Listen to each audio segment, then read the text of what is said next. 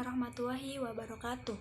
Perkenalkan, nama saya Nur Anissa Mutamimah, NIM 19010114, kelas 19C Ilmu Keperawatan Stika Dr. Subandi Jember. Pada kesempatan kali ini, saya akan membahas tentang infeksi nosokomial di dalam gedung. Diperbolehkannya pulang setelah dirawat inap beberapa hari di rumah sakit tak menjamin seorang bebas dari berbagai risiko kesehatan, sebab ternyata ada loh jenis infeksi yang berkembang di lingkungan rumah sakit, yaitu infeksi nosokomial. Seseorang dikatakan terkena infeksi ini jika penularannya didapat ketika berada di rumah sakit. Infeksi nosokomial adalah infeksi yang terjadi di lingkungan rumah sakit. Seseorang dikatakan mengalami infeksi nosokomial jika infeksinya didapat ketika berada atau menjalani keperawatan di rumah sakit. Orang-orang yang terkena infeksi nosokomial bisa mengalami bermacam-macam penyakit dengan gejala yang berbeda-beda. Beberapa penyakit yang paling sering terjadi akibat infeksi nosokomial adalah infeksi aliran darah premier atau bisa disebut dengan IADP. Yang kedua, pneumonia. Yang ketiga, infeksi saluran kemih atau bisa disebut ISK, dan infeksi luka operasi ILO. Gejala yang dialami orang yang terkena infeksi nosokomial umumnya sama dengan tanda-tanda infeksi lainnya, seperti demam, takikardia, sesak dan lemas, dan pneumonia dapat terjadi batuk dengan dahak yang kental, dan pada infeksi saluran kemih terdapat nyeri daerah punggung bawah atau perut bawah. Intinya, seluruh gejala ini timbul setelah perawatan di rumah sakit. Faktor risiko infeksi nosokomial. Ada sejumlah faktor yang dapat meningkatkan risiko seseorang yang berada di lingkungan rumah sakit untuk terkena infeksi nosokomial. Antara lain, yang pertama, memiliki sistem kekebalan tubuh yang lemah, misalnya akibat HIV atau AIDS, atau menggunakan obat imunosupren. Yang kedua, menderita koma, cedera berat, luka bakar, atau shock.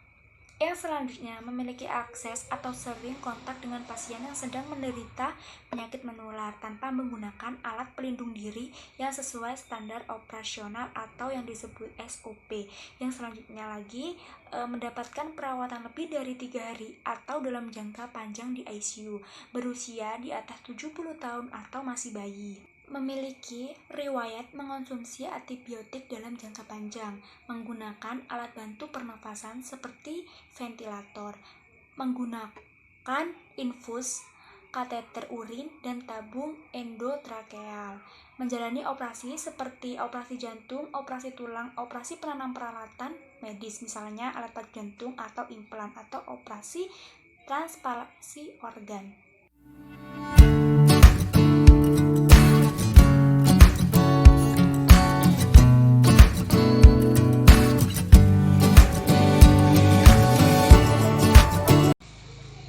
Infeksi nosokomial yang tidak segera ditangani dapat menyebabkan berbagai komplikasi berupa endokarditis, osteomilitis, peritonitis, dan meningitis.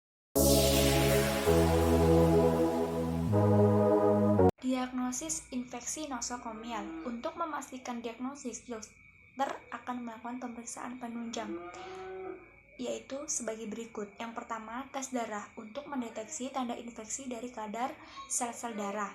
Yang kedua, tes urin untuk mengetahui ada tidaknya infeksi pada saluran kemih, termasuk untuk melihat jenis bakteri yang menginfeksi. Yang ketiga, tes dahak untuk mengetahui jenis bakteri yang menginfeksi saluran pernafasan.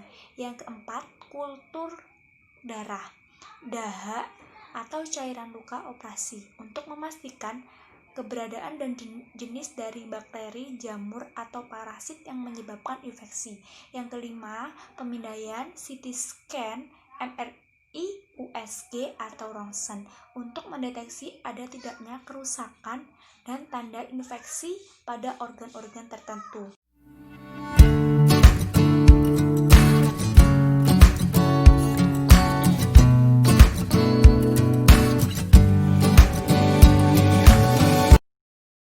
Pencegahan infeksi nosokomial. Langkah-langkah pencegahan infeksi nosokomial menjadi tanggung jawab seluruh orang yang berada di rumah sakit, termasuk petugas kesehatan seperti dokter, perawat, pasien, dan orang yang berkunjung di rumah sakit tersebut. Beberapa langkah yang dapat dilakukan untuk mencegah penyebaran infeksi ini adalah yang pertama adalah cuci tangan. Cuci tangan yang benar dengan 6 langkah. Cuci tangan ini sangat berguna di rumah sakit ketika sebelum memegang pasien, sebelum melakukan prosedur dan tindakan kepada pasien, setelah terpapar dengan cairan tubuh, misalnya darah, urin, serta feses. Setelah menyentuh pasien dan setelah menyentuh barang-barang yang ada di sekitar pasien. Yang kedua yaitu jaga kebersihan lingkungan di rumah sakit. Yang ketiga, gunakan alat sesuai dengan prosedur. Yang keempat, tempatkan pasien yang berisiko di ruangan isolasi. Yang kelima, menggunakan alat pelindung diri atau APD sesuai dengan SOP. Nah, itu tadi pemaparan dari saya tentang infeksi nosokomial di dalam gedung. Kurang lebihnya saya mohon maaf, saya pamit undur diri. Wassalamualaikum warahmatullahi wabarakatuh.